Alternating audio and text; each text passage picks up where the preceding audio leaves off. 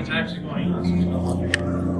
I'm here at Indiecade East, and I'm looking at a very interesting game called Pipe Trouble. Good sir, I take it you're the man who made it? I am Alex. Right. Part of the team. Oh, pleasure to meet you, Alex. So what's your role on the team? So I kind of work as a credit producer on most of our projects. So kind of building together the team, seeing it through from the initial concept right the way through to completion and launch. I see. So, what sort of game is Pipe Trouble? It'd be a satire game. I mean, basically what we were doing is we were partnered with a documentary film that was looking at one region of Canada, the Peace River region, which is a region that's just being completely transformed by industry, largely through the gas industry. So in the case of the film, it's a portrait of one man who's a farmer who's been struggling with farming as a way of life, but he's subsidized by the oil and gas industry. He's got a gas well on his property. But he's torn because around the same time that his daughter was born, he had a two-headed calf born on the property, all tied around this big gas leak, and he's convinced the two are related.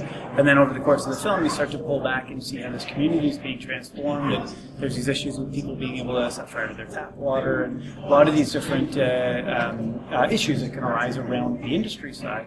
And you start to see kind of both sides. This industry just being both kind of sustained through the industry and then also kind of being transformed through it.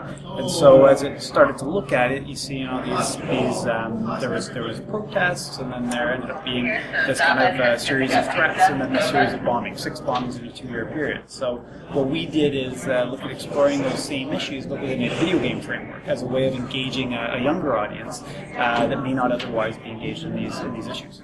That sounds very serious. So what kind of game is Pipe Trouble? Well, basically, as the mechanic to make it as accessible as possible, it's rooted in the old classic game Pipe Dream or Pipe Mania, which was on every version of Windows 3.1. There's 4 million copies out there. It's been a sub-game in BioShock, so it's a very familiar mechanic where what you need to do is build a pipeline from start point to end point faster than the flow of sludge through the line. In this case, you're doing the same thing. You have to build this pipeline put over top of the forest, and then farmland, and then rural community in these increasingly over-the-top situations. So as you're building, you have these kind of two opposing forces. On one side is this oil and gas rep who's pushing you to take the fastest, most direct route, use the least pipe, make the most money, and then on the other side is this volatile farmer who's voicing these ethical and environmental concerns. And so you as the player have to decide, well, what is winning and who can you satisfy? The ultimate goal is to try to somehow bridge both kind of positions. So you said that your game is satirical, so have you gotten any sort of backlash from people who didn't quite get it? Absolutely. We were in a really interesting media storm. I mean, the game was really tracking well in the games community. And then in the midst of that, there was the oil and gas lobby got concerned because it's not particularly flattering to either side, really. I mean, it uses humor as a tool, as a way of kind of as an entry point. But we found what ended up happening was the oil and gas lobby took concern, and then one of the newspapers approached the premier of our province of Ontario about how it was a taxpayer-funded terrorism game where you're actually playing as a bomber with the intention of blowing up pipelines, which you aren't. I mean, you're the pipe player. You need to be avoiding, amongst all these things, it's fines, injunctions, protests, the absolute most extreme case would be a bomber. And again, that's rooted in what was actually happening in the Peace River region, 6 bombs in a 2-year period. So it's all real-world issues that are being explored in there. But it was flipped, and I think what the case was, it was people who hadn't actually played the game. And so the idea was that they're enraged about a game that I'd be equally enraged about, but that game doesn't work. Interesting. So they will the fiction of... Yeah. Well, in the end, I think what helped is that, what resolved it was actually, people playing. And what it actually drew attention to was a larger issue than I would have expected around kind of game literacy within media, and then also kind of outdated assumptions around video game. We met a lot of people where the idea was that it somehow was targeted at kids specifically, and it very much wasn't. I mean, all these things it's in the stats, but the average gamer is 31 years old, and it's a perfect medium for engaging an audience that has the single worst voter virus in North America. So it was like sort of a Streisand effect at work. Yeah, well, I guess, I guess in this case, the whole idea was not to tell people what to think, but to just to get people thinking.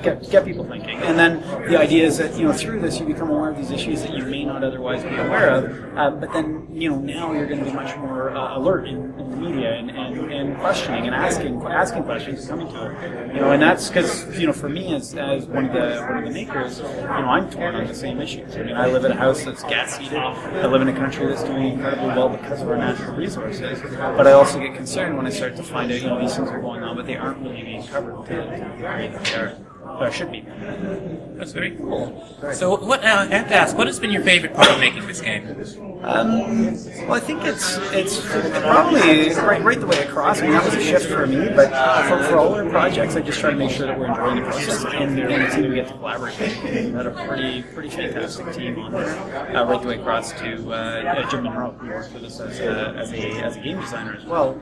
And he was actually Indiecade Grand Jury winner on the project on Man. So he was the writer of that project. So it's been great to be able to work with a lot of people, and also I think, you know, one of the most rewarding things was absolutely engaging the public into these issues.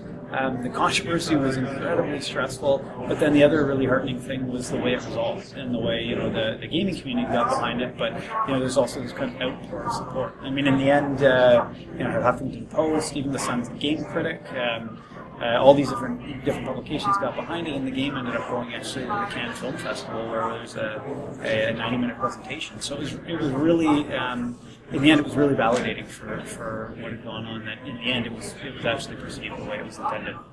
Now, I'm obligated to ask this. What's your favorite game of all time? Oh boy, that's a really tough one. I think it just varies a little bit off what I play, but I remember as a kid, one of the ones that I got the most excited about was definitely Mario Kart, and then funnily enough, that's what I'm playing right now, so, yeah. Making a full circle. Yeah. Well, it's been a pleasure talking with you, Yeah, man. thank you very much. Oh, also, I meant to ask, which platforms is your game available on? iOS and Android. iOS and Android, fantastic. Thanks a lot. Be sure to check it out. Great, thanks again.